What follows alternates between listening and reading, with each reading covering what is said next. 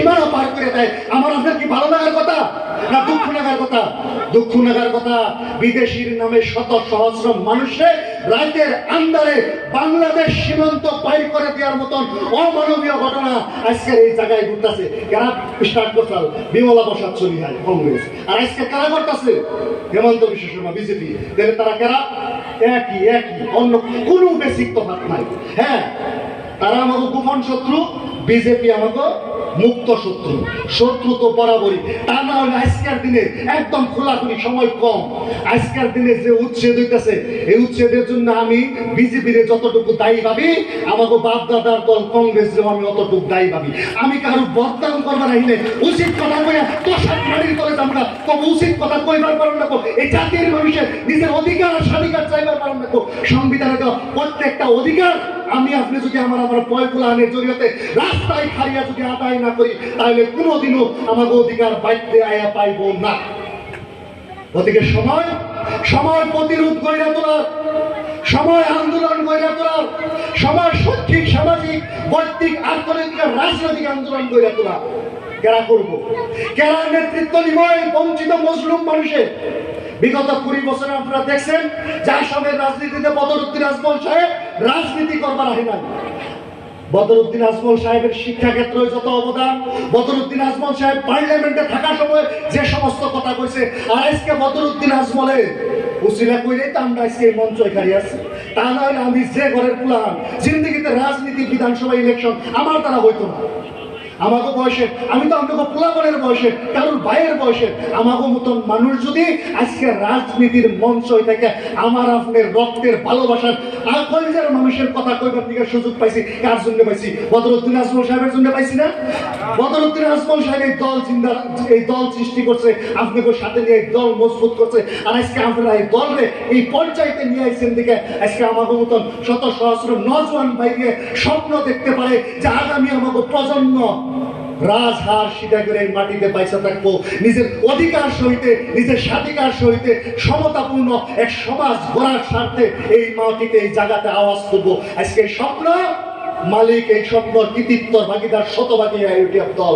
AIUDF দল শুধু এক দল না, এই দল একটা বিপ্লবের মঞ্চ, এই দল একটা আন্দোলনের মঞ্চ, এই দল একটা চাপা মানুষের, মজলুম মানুষের আন্দোলনের জন্য সবচেয়ে সামনে খাড়া হওয়া কিছু নেতৃত্ব, কিছু মানুষ দিয়ে গঠিত একটা দল। গতিকে এই দল আমরা দল হিসাবে না, এই দলের থেকে আমরা কম্বল পামু, হুতা পামু, অরুণোদয় পামু, এর জন্য না। এই দল শত সহস্র বছর বাইসা থাকুন রাখবো এই মাটিতে, আর বাইসা থাকার দিকে আমার আপনার যে অধিকারের প্রয়োজন তব এই অধিকার এই দলে দিব। আজকে কয়ারে যে ইউডিএফ কত সিটে ইলেকশন খেলাইব?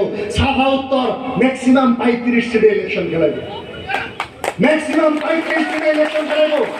আমরা তো তাহলে সরকার করা পারুম না পারুম না, সিধা কথা, সরকার করা পারুম না, স্পষ্ট ভাষায় করে দে।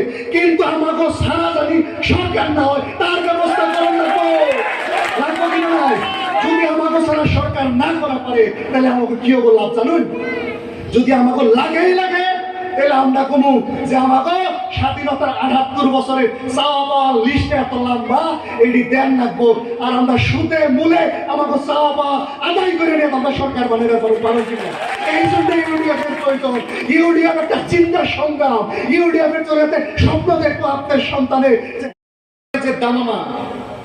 আর মন্ত্রী মুখে, চিফ মিনিস্টার থেকে আরম্ভ করে মন্ত্রী বিধায়ক মুখে আমাকে প্রতি যে ঘৃণা, আমাকে প্রতি যে অন্যায় আর অভিশাপ, এই কথার বিরুদ্ধে কিন্তু প্রতিরোধ দ্বারা করার সময় আইছে কিনা নাই? প্রতিরোধ আর প্রতিবাদ লাগবো কিনা নাই? যদি প্রতিরোধ আর প্রতিবাদ লাগে তার জন্য একক আর বলিষ্ঠ মঞ্চ এআইইউডিএফ দল, তাছাড়া অদ্বিতীয় কিছু না। এই রাজনীতির ময়দানে কেউ যদি আপোষহীন ভাবে, বলিষ্ঠ ভাবে, যুক্তিযুক্ত ভাবে আর তথ্যগত ভাবে যদি আওয়াজ তুলে, ওই দল কিন্তু বিগত 20 বছর ধরে আসামের রাজনীতিতে বিরোধী হিসাবে তাই হলো এআইইউডিএফ করছে, তা আমাদের চোখের সামনে জল পটপট আর স্পষ্ট ভাবে দেখা গেছে। আজকে যে সংখ্যালঘু মানুষ দুর্দিনে পড়ে, আজকে দুর্দিনের ইতিহাস আজকে নতুন না, স্বাধীনোত্তর কালে থেকে স্বাধীনতার সময় দেখা গেছে যে কংগ্রেসের নেতৃত্বের যে সরকার ছিল গোপীনাথ বরদলৈ তারা শত সহস্র সরকারি মানুষ উচ্ছেদ করছে। তারপর কংগ্রেসের নেতৃত্বে বিমলা প্রসাদ চলিহার সরকার আইছিল, তারা আমাকে উচ্ছেদ করছে। আর কুইট ইন্ডিয়ান নামে তারা আমাকে দেশ ছেড়ে গাড়িয়ে গাড়িয়ে ট্রাকে ট্রাকে মানুষ এই দেশ পার করে পাকিস্তান পার করে দিছিল। আমরা বলি নাই, আমরা বলি নাই। তাগো আধুনিক সংস্করণ হিমন্ত বিশ্ব শর্মা, তাগো আধুনিক সংস্করণ হিমন্ত বিশ্ব শর্মা। আর হিমন্ত বিশ্ব শর্মা হয়েছে হিটলার আর মুসলিনের আধুনিক একটা মুখোশ, আর বর্তমানের তাগো প্রতিনিধি হিমন্ত বিশ্ব শর্মা। যে কাম বিমলা প্রসাদ চলিহা গোপীনাথ বরদলৈ করতো তারা কংগ্রেসে, আর আজকে কারা করতেছে? আজকে হেমন্ত বিশ্ব শর্মা করতেছে। রাইতের আন্দারে আপনার আমার ভালোবাসার মানুষ।